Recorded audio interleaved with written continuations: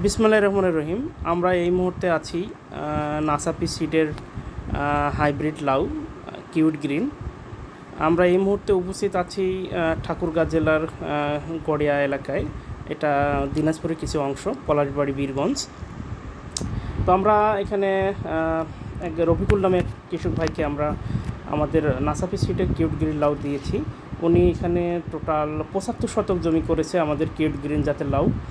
আলহামদুলিল্লাহ, উনি এখান থেকে এখন পর্যন্ত 3বার হারভেস্ট করেছে এবং অনেক লাউ পেয়েছে, এবং সেই সূত্র ধরে আজকে ৪র্থতম কাটা।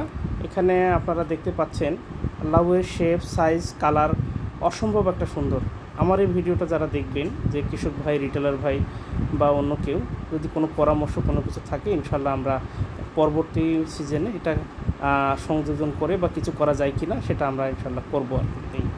তো আপনারা দেখতে পাচ্ছেন আপনাদের দীর্ঘদিনের যে চাওয়া, যে লাইট গ্রিন টাইপের, সাধারণত লাউ ডিপ গ্রিন এবং লাইট গ্রিন টাইপেরই সাধারণত হয়ে থাকে। তো আমরা নাসাপি সিডের যে লাউটা বাজারজাত করে থাকে, মার্কেট করে থাকে, সেই জাতের নামটা হলো কিউট গ্রিন লাউ। এই কিউট গ্রিন জাতের লাউ এর বিশেষ বৈশিষ্ট্য যেটা আমার কাছে মনে হয়েছে, ফুড বেয়ারিং, যেটা ফল ধরার ক্ষমতা এত হিউজ পরিমাণ, যেটা না দেখলে, না চাষ করলেই বোঝা যাবে না। এবং গাছের জীবনকালও অনেক দিন। এবং সাধারণত একটা জিনিস দেখা যায়, লাউ গাছে যে হঠাৎ করে ঝিমিয়ে যাওয়া, স্টক হওয়া, এই জাতটাতে সাধারণত আমরা দেখিনি। এবং কৃষকের মন্তব্য এবং আমরা সরেজীবনে অনেক অসংখ্য মাঠ আমরা দেখেছি যে জাতের মধ্যে হঠাৎ করে ঝিমিয়ে যাওয়া, মারা যাওয়া, এই রোগটা সাধারণত ছিল না।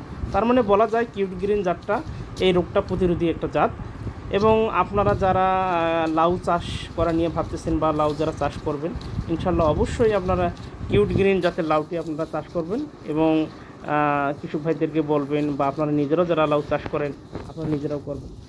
ধন্যবাদ সকলকে আমার এই ভিডিওটা দেখার জন্য। সেই সাথে আমি ধন্যবাদ জানাচ্ছি আমাদের যে সম্মানিত ডিলার মেসার্স সঞ্জীব ভান্ডার শহীদুল ভাইকে, এবং আমার রিটেলার আছে।